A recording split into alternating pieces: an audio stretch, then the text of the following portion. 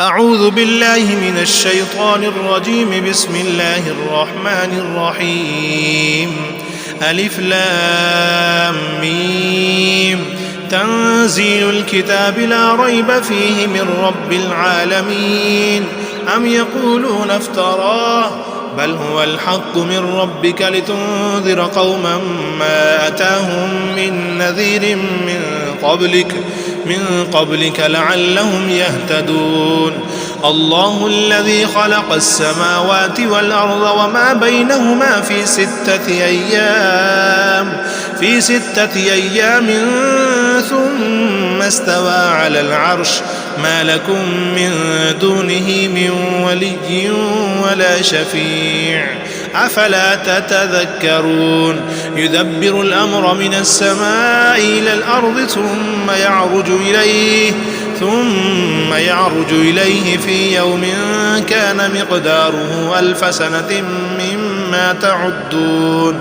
ذلك عالم الغيب والشهادة العزيز الرحيم الذي أحسن كل شيء خلقه وبدأ خلق الإنسان من طين ثم جعل نسله من سلالة من ماء مهين ثم سواه ونفخ فيه من روحه وجعل لكم السمع والأبصار والأفئدة قليلا ما تشكرون. وقالوا أئذا ضللنا في الأرض أئنا لفي خلق جديد بل هم بلقاء ربهم كافرون. قل يتوفاكم ملك الموت الذي وكل بكم ثم إلى ربكم ترجعون.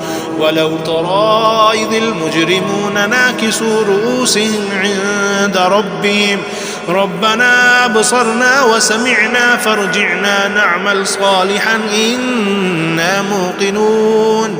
ولو شئنا لآتينا كل نفس هداها ولكن حق القول مني لأملأن جهنم من الجنة والناس أجمعين. فذوقوا بما نسيتم لقاء يومكم هذا إنا نسيناكم وذوقوا عذاب الخلد بما كنتم تعملون. إنما يؤمن بآياتنا الذين إذا ذكروا بها خروا سجدا وسبحوا بحمد ربهم وهم لا يستكبرون. تتجافى جنوبهم عن المضاجع يدعون ربهم خوفا وطمعا ومما رزقناهم ينفقون. فلا تعلم نفس ما أخفي لهم من قرة أعين جزاء بما كانوا يعملون. أفمن كان مؤمنا كمن كان فاسقا لا يستوون. أما الذين آمنوا وعملوا الصالحات فلهم جنات المأوى نزلا بما كانوا يعملون. وأما الذين فسقوا فمأواهم النار كلما أرادوا أن يخرجوا منها أعيدوا فيها وقيل لهم ذوقوا عذاب النار الذي كنتم به تكذبون. ولنذيقنهم من العذاب الأدنى دون العذاب الأكبر لعلهم يرجعون. ومن أظلم ممن ذكر بآيات ربه ثم أعرض عنها إنا من المجرمين منتقمون. ولقد آتينا موسى الكتاب فلا تكن في مرية من لقائه وجعلناه هدى لبني إسرائيل وجعلنا منهم أئمة يهدون بأمرنا لما صبروا وكانوا بآياتنا يوقنون. إن ربك هو يفصل بينهم يوم القيامة فيما كانوا فيه يختلفون أولم يهد لهم كم أهلكنا من قبلهم